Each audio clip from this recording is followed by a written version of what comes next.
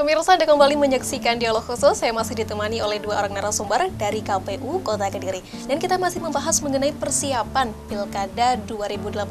Ada dua pemilihan pemimpin di sini ya. Ada Pilwali Kota Kediri dan juga pemilihan Gubernur Jawa Timur. Baik, saya ingin tadi kita sempat membahas mengenai keterlibatan instansi terkait dalam proses persiapan Pilkada ini. Ibu, ada di Spenduk Capil, bagaimana proses melibatkan mereka ini bagaimana ya?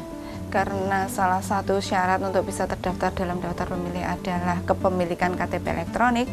Orang yang bisa menggunakan hak pilihnya kan harus warga setempat, dan itu pembuktiannya dengan KTP elektronik. Maka otomatis siapa yang berwenang untuk mengeluarkan itu di Spenduk Capil, maka kita berkoordinasi dengan di Spenduk Capil untuk sejak awal, bahkan sebelum masuk ke tahapan pemilihan, kita ada proses pemutakhiran data pemilih berkelanjutan. Itu sudah kita melibatkan di Spenduk Capil untuk mengetahui progres reportnya di Kota Kediri ini, berapa yang belum rekaman, kemudian yang sudah perekaman, dan nanti kebijakan yang diambil bersama dengan di Spenduk Capil terkait dengan perekaman, karena kaitannya dengan bisa atau tidaknya menggunakan hak pilihnya pada saat hari H, maka otomatis kita melibatkan mereka. Bahkan di tim Pokja kita, mereka ada yang kita masukkan tim Pokja. Jadi kita memang sejak awal kita bekerja dengan mereka.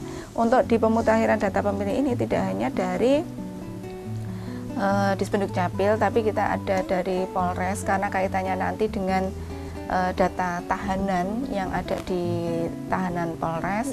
Begitu juga dengan lapas, karena mereka meskipun ada di penjara atau di tahanan, mereka juga masih mempunyai hak pilih. Jadi pelibatan pihak eksternal untuk membantu kita di proses ini memang sudah sejak awal kita libatkan mereka. Tidak hanya di proses pemutakhiran data pemilih, di proses yang lainnya, tak semua tahapan, misalnya kayak kampanye, kemudian pengadaan barang dan jasa, semuanya kita melibatkan pihak eksternal untuk membantu proses. Karena siapa sih KPU? KPU bukan siapa-siapa. Ketika kita untuk perhelatan pesta demokrasi ini kan untuk kepentingan bersama. Jadi mungkin pelibatannya supaya banyak orang yang peduli terhadap pemilu, malah kita melibatkan juga pihak eksternal. Harapannya ketika semua pihak itu banyak yang peduli terhadap pemilu, hasilnya juga akan lebih bagus. Dan dalam hal ini tentunya masyarakat juga berperan penting ya Ibu ya? Betul, terutama mereka, karena mereka akan yang jadi pemilih, penentunya mereka. Kita geser ke Ibu Puspo ini, Ibu Puspo mengenai pemungutan suara Ibu. Di luar sana, kalau saya sendiri kan juga sudah pernah memilih begitu. Bagaimana dengan pemilih pemula? Mereka belum, kebanyakan belum ada yang tahu bagaimana teknisnya di pemungutan suara itu seperti apa sih Ibu? Ya, terima kasih. Sebelumnya kita masuk ke yang siapa saja yang bisa mempunyai hak pilih pada saat dia datang ke TPS. Yang pertama, dia harus terdaftar dulu di DPT. Tadi sudah disampaikan oleh Bu Iva. Ya, kemudian yang kedua, pemilih pindahan pun juga bisa. Nah, ini mungkin banyak masyarakat yang belum tahu untuk pemilih pindahan. Jadi kalau misalnya di Kecamatan Mojoroto, dia sudah terdaftar di DPT Mojoroto, kemudian pindah domisili di Kecamatan Pesantren, tetapi administrasinya tidak mengikuti. Ya. Jadi KTP-nya tidak langsung ganti KTP Kecamatan Pesantren, karena masih dalam satu Kota Kediri. Nah, kalau dia misalnya karena tugas atau mungkin karena alasan tertentu, ya, dia bisa menggunakan hak pilihnya nanti di Kecamatan Pesantren, di lingkup Kecamatan Pesantren. Dalam hal ini, dia harus mengurus terlebih dahulu lapor kepada PPS Kelurahan di Kecamatan Mojoroto untuk pindah memilih di Kecamatan Pesantren.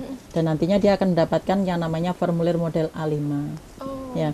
Setelah itu, dia mendapatkan dari PPS asal, dia akan lapor kepada PPS tujuan, yaitu di Kecamatan Pesantren. Dia ditujukan misalnya di Kelurahan Mlabak, seperti itu. Dia lapor di PPS Mlabak. Nah, dia lapor kepada PPS Mlabak terakhir H-1. Jadi untuk pemilih yang pemilih pindahan. Tuh. Kemudian yang ketiga, pemilih pemula. Nah, pemilih pemula ini bisa pengertiannya pemilih yang benar-benar dia pada saat tanggal 27 Juni ini usianya 17 tahun. Ada juga yang dinamakan pemilih pemula ini karena adanya perubahan status. Jadi misalnya sebelumnya dia sebagai TNI atau Polri, kemudian pada saat tanggal 27 dia sudah statusnya sebagai sipil. Oh, Nah, karena untuk Polri dan TNI kan tidak punya hak pilih, ya. Jadi pada saat dia pindah menjadi sipil, ini punya hak pilih. Nah, ini termasuk kelompok pemilih pemula juga. Kemudian pemilih yang tidak terdaftar dalam DPT maupun pemilih pindahan, ya pindah memilih tadi, itu juga bisa menggunakan hak pilihnya. Dari ke 4 macam pemilih yang berhak memilih di TPS, semuanya walaupun pemilih sudah terdaftar dalam DPT dan dia mendapatkan formulir model C6, yaitu surat pemberitahuan, kemudian pemilih yang pindah memilih dia megang A5, kemudian pemilih pemula mungkin juga sudah masuk di DPT atau di DPPH. Kemudian untuk yang pemilih yang tidak terdaftar di 1, 2, 3 poin tadi juga bisa menggunakan hak pilih. Dari 1, 2, 3, 4 poin tadi, semua pada saat datang di TPS selain membawa kartu pemberitahuan atau A5, dia harus menunjukkan KTP. Jadi sifatnya wajib menunjukkan KTP atau surat keterangan dari Dispenduk Capil bahwa dia sudah melakukan perekaman. Itu yang pertama. Kemudian yang berikutnya, untuk pemilihan serentak 2018 ini berbeda dengan pemilihan serentak sebelumnya di tahun 2015 maupun 2017. Yang pertama, masalah TPS yang harus disediakan oleh penyelenggara, dalam ini KPPS, nantinya adalah TPS yang aksesibel. Jadi maksudnya di sini tidak hanya mengutamakan pemilih yang istilahnya normal, walaupun disabilitas itu sebenarnya juga normal, ya, tapi juga harus bisa mengakses pemilih yang misalnya dia itu tuna daksa, kemudian tuna rungu, ya, kemudian tuna yang lainnya lagi. Jadi pada saat dia datang di TPS, pada saat dia melihat pengumuman apakah nama dia itu sudah tercantum di DPT, nah posisi penempatan papan ini juga sudah harus akses. Jadi kalau misalnya ada pemilih yang menggunakan kursi roda, paling tidak dia bisa melihat. Jadi tidak terlalu tinggi, seperti itu. Itu salah satunya. Kemudian mulai dari pintu masuk di TPS, ini juga minimal 90 cm lebarnya. Kalau ada pemilih yang menggunakan kursi roda, itu 90 cm bisa masuk. Kemudian juga untuk TPS yang aksesibel, untuk penataan bilik suara, ya. Ini antara 70 sampai 100 cm dari lantai, kemudian berongga. Jadi dimaksudkan untuk tadi kalau misalnya ada pemilih yang pakai kursi roda, dia bisa menggunakan coblosannya. Kemudian untuk kotak suara diletakkan di lantai sekitar 35 cm.